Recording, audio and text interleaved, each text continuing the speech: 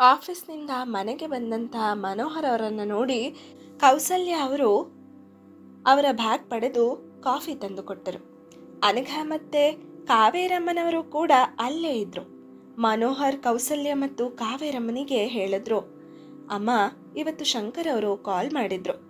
ಅವ್ರ ಮಗ ಏನೋ ಡೈರೆಕ್ಟ್ ಎಂಗೇಜ್ಮೆಂಟ್ ಡೇಟ್ ಫಿಕ್ಸ್ ಮಾಡಿ ನಾವು ಹುಡುಗಿ ನೋಡೋ ಶಾಸ್ತ್ರ ಎಲ್ಲ ಇಟ್ಕೊಳ್ಳೋದು ಬೇಡ, ಅಕ್ಷಯ್ಗೆ ಹುಡುಗಿ ಇಷ್ಟ ಆಗಿದ್ದಾಳೆ ಅಂತ ಹೇಳಿದ್ರು. ನೀನೇನು ಹೇಳ್ತೀಯಾ ಎಂದರು. ಅಲ್ಲರಿ, ನಾವು ಹುಡುಗನ ಡೈರೆಕ್ಟಾಗಿ ನೋಡಿಲ್ಲ, ನಂಗೆ ಯಾಕೋ ಇದು ಸರಿಯಲ್ವೇನೋ ಅನಿಸುತ್ತೆ ಎಂದರು ಕಸಿವಿಸಿಯಿಂದ ಕೌಸಲ್ಯ ಅವರು. ನಾವು ನೋಡೋಕ್ಕಿಂತ ಮುಖ್ಯವಾಗಿ ಅನಘ ನೋಡಿದ್ದಾಳೆ, ಮಾತಾಡಿದ್ದಾಳೆ, ಒಪ್ಪಿದಾಳಲ್ವಾ. ನನಗೂ ಅವ್ರ ಮನೆತನ ಎಲ್ಲ ಇಷ್ಟ ಆಗಿದೆ. ಅದು ಅಲ್ಲದೆ ಕಷ್ಟದಿಂದ ಮೇಲೆ ಬಂದಿರೋರು, ಹಾಗಾಗಿ ಅನುಮಾನ ಇಲ್ಲ. ಅವರ ಬಿಸ್ನೆಸ್ ಎಲ್ಲ ಅವನೇ ನೋಡ್ಕೋತಿದ್ದಾನೆ, ಬ್ಯುಸಿ ಇರ್ಬೋದು. ನೀನೇನಂತೀಯ ಅಮ್ಮ ಎಂದು ತಾಯಿಯ ಕಡೆ ನೋಡಿದರು ಮನೋಹರ್. ಕಾವೇರಮ್ಮನವರು, ನೀನೇನೇ ನಿರ್ಧಾರ ತಗೊಂಡ್ರು ನನಗೊಪ್ಪಿಗೆ ಇದೆ, ಒಟ್ಟಿನಲ್ಲಿ ನಮ್ಮ ಅನಘ ಚೆನ್ನಾಗಿರ್ಬೇಕಷ್ಟೆ ಎಂದರು. ಏನಮ್ಮ ಅನಘ, ನಿನಗೂ ಒಪ್ಪಿಗೆನಾ ಎಂದರು ಅವಳೆಡೆ ನೋಡುತ್ತಾ. ಅನಘ ಕೂಡ ನೀವು ಹೇಗೆ ಹೇಳ್ತಿರೋ ಹಾಗೆ ಅಪ್ಪ ಎಂದಳು. ಅಷ್ಟರಲ್ಲಿ ಬಂದ ಅಮೃತ, ಏನು ಮನೆ ಮಂದಿ ಎಲ್ಲ ಏನೋ ಮಹತ್ವದ ತೀರ್ಮಾನ ತಗೋತಿದ್ದಾರೆ, ಅದು ನನ್ನನ್ನು ಬಿಟ್ಟು ಎಂದಳು ತಂದೆಯ ತೋಳನ್ನು ಬಳಸುತ್ತಾ. ಏನಿಲ್ವೇ, ಹುಡುಗನ ಕಡೆಯವರು ಡೈರೆಕ್ಟ್ ಎಂಗೇಜ್ಮೆಂಟ್ ಡೇಟ್ ಫಿಕ್ಸ್ ಮಾಡಿ ಅಂತ ಹೇಳ್ತಾ ಇದ್ದಾರೆ, ಅದನ್ನೇ ಮಾತಾಡ್ತಿದ್ದೀವಿ ಅಷ್ಟೆ ಎಂದರು ಕಾವೇರಮ್ಮ. ಅವ್ರ ಮಾತಿಗೆ ಶಂಕರರು ಹೌದೆನ್ನುವಂತೆ ತಲೆ ಆಡಿಸಿದ್ರು. ಏನೇ ಅನು, ನಿಮ್ಮ ಹುಡುಗ ಇಷ್ಟೊಂದು ಫಾಸ್ಟ್ ಆಗಿಬಿಟ್ಟಿದ್ದಾರೆ, ನಿನ್ನ ನೋಡದೆ ಎಂಗೇಜ್ಮೆಂಟ್ ಫಿಕ್ಸ್ ಮಾಡ್ತಿದ್ದಾರೆ ಅಂದರೆ ನನಗೇನೋ ಡೌಟು, ಹುಡುಗಂಗೇನಾದರೂ ತೊಂದರೆ ಇದೆಯಾ ಅಂತ. ಅಪ್ಪ, ನೀವು ಸರಿಯಾಗಿ ವಿಚಾರಿಸಿದ್ದೀರಾ ತಾನೇ ಎಂದಳು ಅಮೃತ. ಹಾಕ್ತೀನಿ ನೋಡು. ಅನು ಮುಂಚೆನೆ ಆ ಹುಡುಗ ನೋಡಿದಾಳ್ ಕಣೆ, ಅವಳಿಗೆ ಒಪ್ಪಿಗೆ ಆಗಿದೆ, ನಿಂದೇನು ಮಧ್ಯದಲ್ಲಿ ಡೌಟು ಗ್ಯೂಟು ಅಂದ್ಕೊಂಡು ಎಂದು ರೇಗಿದರು ಕೌಸಲ್ಯ. ಹೌದೇನೆ ಅನು, ನಮಗಿಂತ ಮುಂಚೆ ನೀನೇ ನೋಡಿದ್ಯಾ ಅಂತ ರಾಗ ಎಳಿದಳು ಅನಘಳನ್ನು ರೇಗಿಸುತ್ತ. ಹೋಗೆ ಎಂದು ಅನಘ ತನ್ನ ರೂಮಿನತ್ತ ಹೋದಳು. ಅವಳ ಮನದಲ್ಲಿ ಅಕ್ಷಯನೇ ತುಂಬಿದ್ದ. ಮೊದಲ ನೋಟಕ್ಕೆ ಸೋತವಳಲ್ವೇ ಅವಳು. ತನ್ನ ಸರ್ವಸ್ವವು ಅವನೇ ಆಗ್ತಾನೆ ಅಂದಾಗ ಅವಳಿಗಾದ ಸಂತೋಷಕ್ಕೆ ಪಾರವೇ ಇರಲಿಲ್ಲ. ಅನಘ ಹೋದದ್ದು ನೋಡಿಯಪ್ಪ ಹೇಗೆ ನಾಚ್ಕೋತಿದ್ದಾಳೆ ನಿಮ್ಮ ಮಗಳು ಎಂದಳು ಅಮೃತ. ತರ್ಲೆ ಎಂದು ಅವಳ ತಲೆಗೆ ಮೊಟಕಿ ಪುರೋಹಿತರನ್ನ ಭೇಟಿ ಮಾಡುವ ಸಲುವಾಗಿ ಮನೋಹರ್ ರೆಡಿ ಆಗಲು ಹೋದರು. ಅಮ್ಮ ಪ್ಲೀಸ್, ತುಂಬ ಹೊಟ್ಟೆ ಹಸಿತಿದೆ, ಏನಾದರೂ ಬೇಗ ಕೊಡು. ಅಮೃತ ತಾಯಿಯತ್ತ ತಿರುಗಿ ಗೋಗರಿಯುವಂತೆ ನಟಿಸುತ್ತಾ ಕೇಳಿದ್ಲು. ಇದಕ್ಕೇನು ಕಮ್ಮಿ ಇಲ್ಲ, ಮೊದಲು ಫ್ರೆಶ್ ಅಪ್ ಆಗ್ಬಾ, ಆಮೇಲೆ ಕೊಡೋದು ಹೊಟ್ಟೆಗೆ ಎಂದು ಅಡುಗೆ ಮನೆ ಕಡೆ ಹೊರಟರು ಕೌಸಲ್ಯ. ಕಾವೇರಮ್ಮನವರು ಟಿವಿಯಲ್ಲಿ ಬರುತ್ತಿದ್ದ ಧಾರಾವಾಹಿಯತ್ತ ಗಮನ ಕೊಟ್ಟರು. ಫ್ರೆಶ್ ಆಗಿ ಬಂದ ಅಮೃತ ತನ್ನಕ್ಕ ರೂಮಿನಲ್ಲಿ ಫೋನ್ ಹಿಡಿದಿದ್ದನ್ನು ನೋಡಿ, ಅಲ್ವೇ ಅನು, ನಮ್ಮ ಭಾವನ್ ನನಗೆ ತೋರಿಸ್ಲೇ ಇಲ್ವಲ್ಲೇ, ಮೊದಲು ತೋರಿಸು, ನಾನು ನೋಡ್ದೇ ನೀನು ಒಪ್ಕೊಂಡ್ಬಿಟ್ಟಿದ್ಯಾ, ಮೊದಲು ತೋರಿಸು, ನಾನು ನೋಡಬೇಕು ಎಂದು ಅವಳತ್ತ ಹೋಗುವ ವೇಳೆಗೆ ಬಿಸಿ ಅವಲಕ್ಕಿ ಮತ್ತು ಕಾಫಿ ತಂದಿದ್ದರು ಕೌಸಲ್ಯ. ತುಂಬ ಹಸ್ತಿದ್ದ ಕಾರಣ ಅವಲಕ್ಕಿಯ ಘಮ ಮೂಗಿಗೆ ಬರುತ್ತಿದ್ದಂತೆ ಫೋಟೋ ಕೇಳಿದ್ದನ್ನು ಮರೆತು ತಿಂಡಿ ಪ್ಲೇಟನ್ನು ಕೈಗೆ ತೆಗೆದುಕೊಂಡಳು. ಒಂದು ಸಿಪ್ ಕಾಫಿಯನ್ನು ಹೀರುತ್ತಿದ್ದವಳ ಫೋನ್ ರಿಂಗ್ ಆಯಿತು. ಆ ಕಡೆಯಿಂದ ಸುಗುಣ ಕರೆ ಮಾಡಿದ್ಲು. ಕಾಫಿ ತಿಂಡಿ ಎರಡನ್ನೂ ಕೈಯಲ್ಲಿಡಿದು ಫೋನ್ ಪಿಕ್ ಮಾಡಿ ಬಾಲ್ಕನಿಗೆ ಬಂದಳು. ಪ್ರಮೋದನ ಬಗ್ಗೆ ಸುಗುಣ ಕೇಳುತ್ತಿದ್ದರೂ ಅವನು ಹೇಳಿದ ವಿಷಯವನ್ನು ಬಿಟ್ಟು ಬೇರೆ ಹಾರಿಕೆ ಉತ್ತರ ನೀಡುತ್ತಿದ್ಲು. ಸ್ವಲ್ಪ ಹೊತ್ತು ಮಾತನಾಡಿದ ನಂತರ ಬಳಿ ಬಂದವಳಿಗೆ ಅನಘನನ್ನ ಫೋಟೋ ಕೇಳಿದ ವಿಷಯವೇ ಮರ್ತು ಹೋಗಿತ್ತು. ತಿಂದು ಸ್ವಲ್ಪ ಹೊತ್ತು ಮಲಗಿದ್ಲು.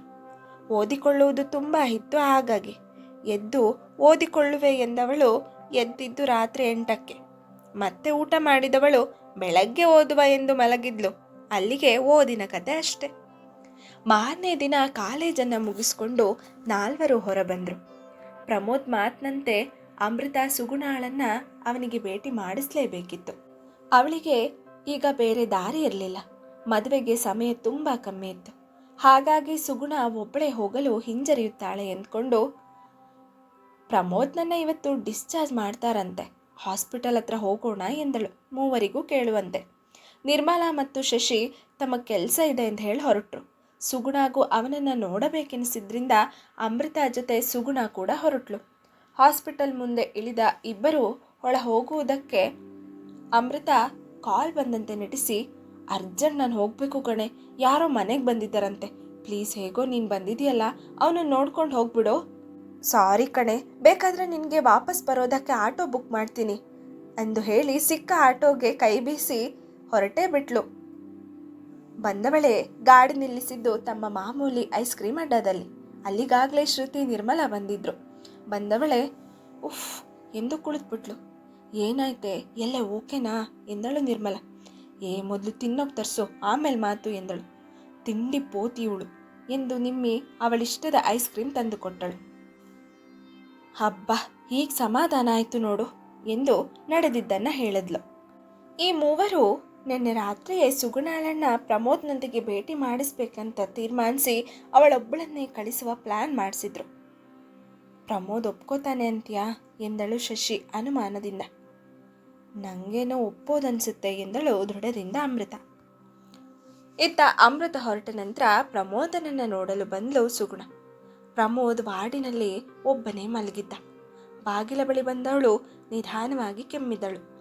ನಿಧಾನವಾಗಿ ಕಣ್ತೆರೆದ ಪ್ರಮೋದ್. ಅವಳನ್ನು ನೋಡಿ ಎದ್ದು ಕುಳಿತ. ಒಳ ಬಂದ ಸುಗುಣ, ಹೇಗಿದ್ದೀರಾ ಪ್ರಮೋದ್ ಎಂದಳು ಮೆಲುವಾಗಿ. ಹೇಗಿರಬೇಕು ಹೇಳಿ, ಸತ್ತಿಲ್ಲ, ಬದುಕಿದ್ದೀನಿ ಎಂದನು ಬಿರುಸಾಗಿ. ಅವನಿಂದ ಬಂದ ಆ ಪದಗಳಿಗೆ ಸುಗುಣ ಬೆಚ್ಚಿದಳು. ಆದರೂ ಸಾವಾರಿಸಿಕೊಂಡು, ಯಾಕೆ ಪ್ರಮೋದ್ ಹೀಗಂಥದ್ದೇನಾಯ್ತು, ಕಾಲಿನ ನೋವು ಕಮ್ಮಿ ಆಗಿಲ್ವಾ, ಅಷ್ಟಕ್ಕೆಲ್ಲ ಯಾಕೆ ಸಾಯೋ ಮಾತನಾಡ್ತಿದ್ದೀರಾ ಎಂದಳು ಗೊಂದಲದಿಂದ.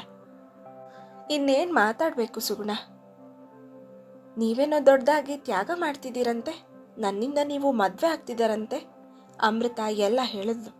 ನಾನು ಪ್ರೀತಿಸಿದ್ದು ಅಮೃತನ್ನ, ಆದರೆ ನೀವು ಅವಳಿಗೆ ಡೈರಿ ಸಿಗೋ ಥರ ಮಾಡಿ ನಾಟಕ ಮಾಡಿ ನನ್ನನ್ನು ಮದುವೆ ಆಗಬೇಕು ಅಂತ ಪ್ಲ್ಯಾನ್ ಮಾಡಿದ್ದೀರಾ.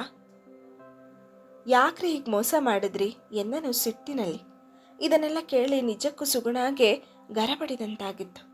ಯಾವತ್ತೂ ಅವರಿಬ್ಬರ ಬಗ್ಗೆ ಆ ರೀತಿ ಯೋಚನೆ ಕೂಡ ಮಾಡಿರಲಿಲ್ಲ.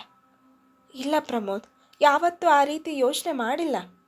ನೀವು ಚೆನ್ನಾಗಿರ್ಬೇಕು ಅಂತ ಬಯಸೋಳು ನಾನು ಎನ್ನುತ್ತಿದ್ದಂತೆ, ಸಾಕು ನಿಲ್ಲಿಸಿ, ಇನ್ನು ಎಷ್ಟು ನಾಟಕ ಮಾಡ್ತೀರಿ ಎಂದನು ಕಠೋರವಾಗಿ. ಪ್ರಮೋದ್, ನನ್ನ ಮಾತು ಕೇಳಿ, ನನ್ನ ಡೈರಿ ಅವಳಿಗೆ ಹೇಗೆ ಸಿಕ್ತೋ ಗೊತ್ತಿಲ್ಲ. ನನ್ನ ಮಾತು ನಂಬಿ ನಾಟಕ ಮಾಡೋ ಹಾಗಿದ್ರೆ ನನ್ನ ಮದುವೆ ಹಂತಕ್ಕೂ ಹೋಗ್ತಿರ್ಲಿಲ್ಲ. ನಿಮ್ಮಿಬ್ಬರ ಸಂತೋಷ ಅಷ್ಟೇ ನಾನು ಬಯಸಿದ್ದು. ಜೊತೆಗೆ ನಾನು ನಿಮಗೆ ನನ್ನ ಪ್ರೀತಿ ಬಗ್ಗೆ ಹೇಳಲೇ ಇಲ್ಲ. ನನ್ನ ಫ್ರೆಂಡ್ ಚೆನ್ನಾಗಿರ್ಬೇಕು ಅಂತ ಮಾತ್ರ ಬಯಸಿದ್ದು ನಾನು. ಇನ್ನೇನು 15 ದಿನದಲ್ಲಿ ಮದುವೆ ಇದೆ. ನಿಮಗೆ ನಂಬಿಕೆ ಬರೋಕ್ಕೆ ಈಗ ಉಳಿದಿರೋದು ಒಂದೇ ದಾರಿ. ನನಗೆ ಮದುವೆ ಆಗುತ್ತೆ, ಆಗ ನಿಮಗೆ ನಂಬಿಕೆ ಬರುತ್ತಲ್ವಾ ನಾನೇನು ತಪ್ಪು ಮಾಡಿಲ್ಲ ಅಂತ. ನನಗೆ ನೀವು ಅಮೃತ ಚೆನ್ನಾಗಿರ್ಬೇಕಷ್ಟೆ. ನಾನು ಬಯಸೋದು ಅದನ್ನೇ. ನಾನಿನ್ನು ಹೊರಡ್ತೀನಿ. ಟೇಕ್ ಕೇರ್ ಪ್ರಮೋದ್, ಬಾಯ್ ಎಂದು ಕಣ್ಣೀರೊರೆಸುತ್ತಾ ಹೊರಟಳು.